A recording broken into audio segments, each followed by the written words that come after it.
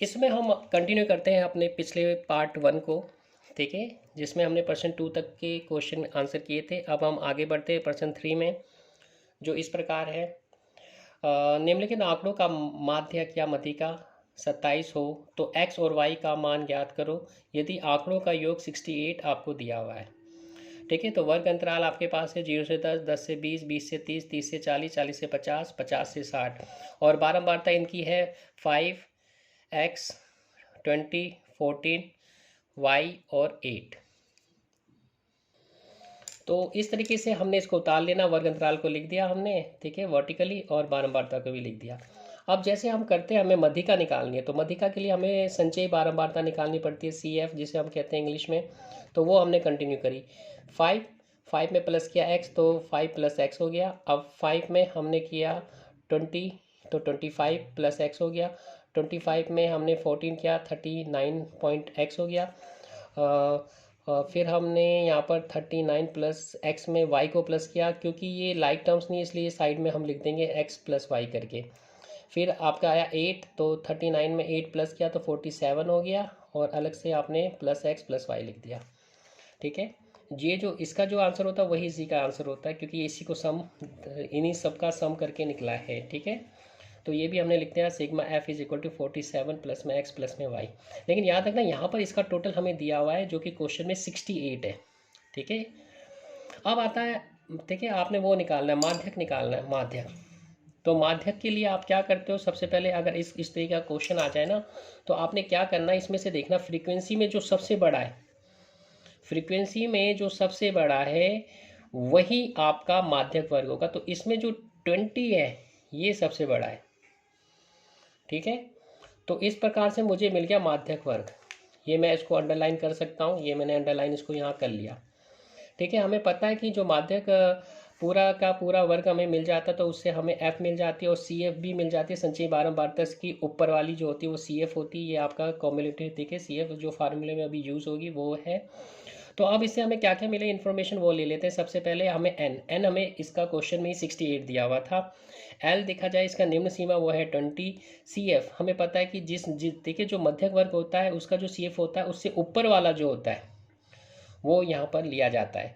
तो यहाँ पर इसका जो ऊपर वाला है वो आपके पास है 5 प्लस में x। ठीक है, ये 25 नहीं है, ये 5 है, 5 प्लस में x। फिर लिया जाता है फिर फ्रीक्वेंसी इसकी f, ये तो f हो जाती है। ठीक है, और ये आपका बन जाता है l। तो हमें 3 इन्फॉर्मेशन इससे मिल गई है, आपको l मिल गया, इससे f मिल गया और CF मिल गया। CF होता है, ठीक है, संचयी बारंबारता जिस मध्यक वर्ग में मध्यिका होती है उससे ऊपर वाला CF जो होता है वो CF होता है।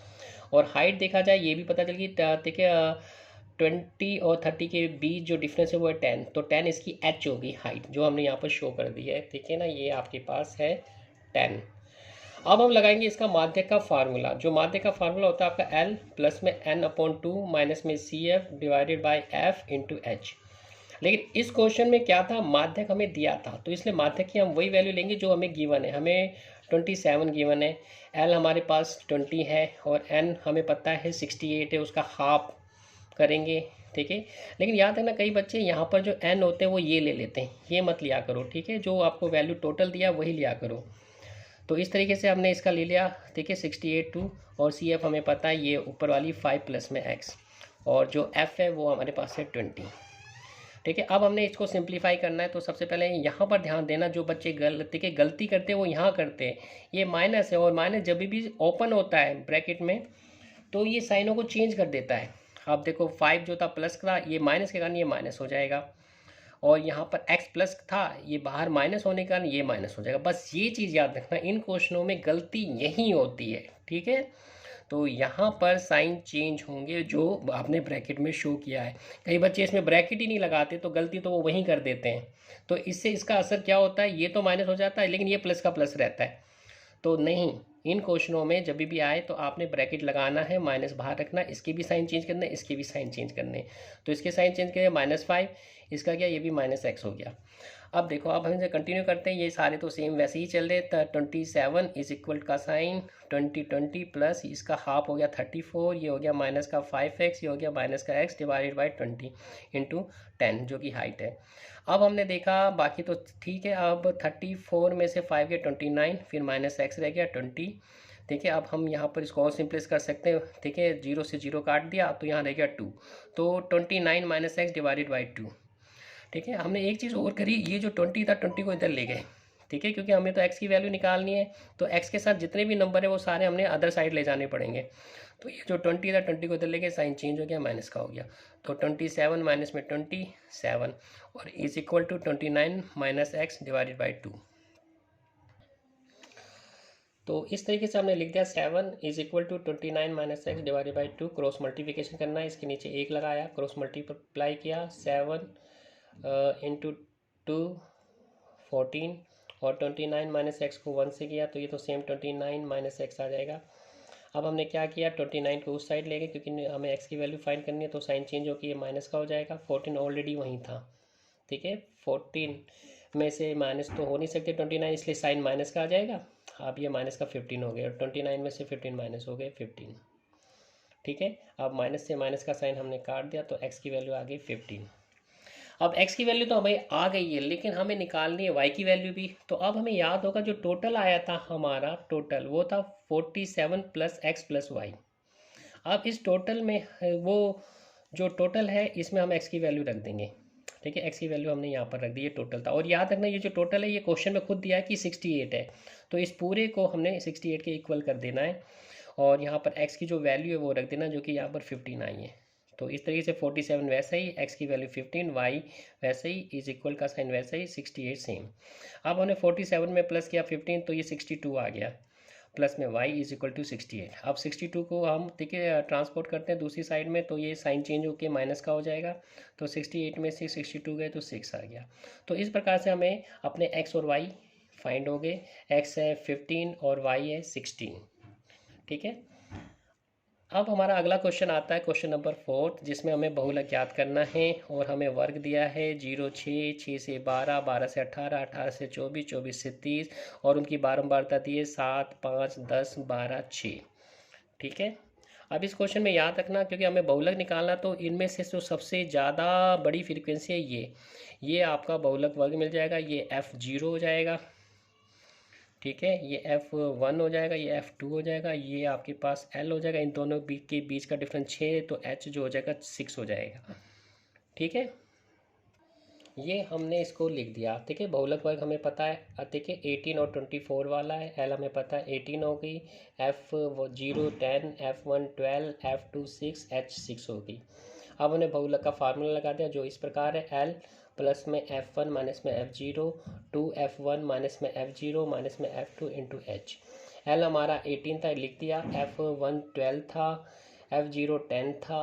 ठीक है, इस तरीके से हमने वैल्यू ले दी, F1 12, F0 10, F2 6। अब 12 में से 10 माइनस हुआ 2 हो गया, अब ये 24 हो गया और ये माइनस माइनस के 16 हो गए। अब ये तो इंटू चल ही रहा है इसके साथ, 24 में से 16 गए, बचे 18 और ऊपर हो गया 12। अब हमने इसको देखिए यहाँ पर डिवाइड करके दिखा दिया। ठीक है, डिवाइड करके पॉइंट में वैल्यू आएगी, फिर प्लस कर देंगे, हमारा आंसर आ जाएगा। तो 8 1 जा 8, तो डिफरेंस आया 4, पॉइंट लगा के 0 लिया हमने, फिर 5 जा में चले गया 40, तो ये आ गया 1.5। तो 12 divided by 8 is equal to 1.5, ये हमने लिख दिया। अब 18 में हमने प्लस किया 1.5, तो 19.5 आ गया। ठीक है, तो इस तरीके से हमने बहुलक निकाल दिया।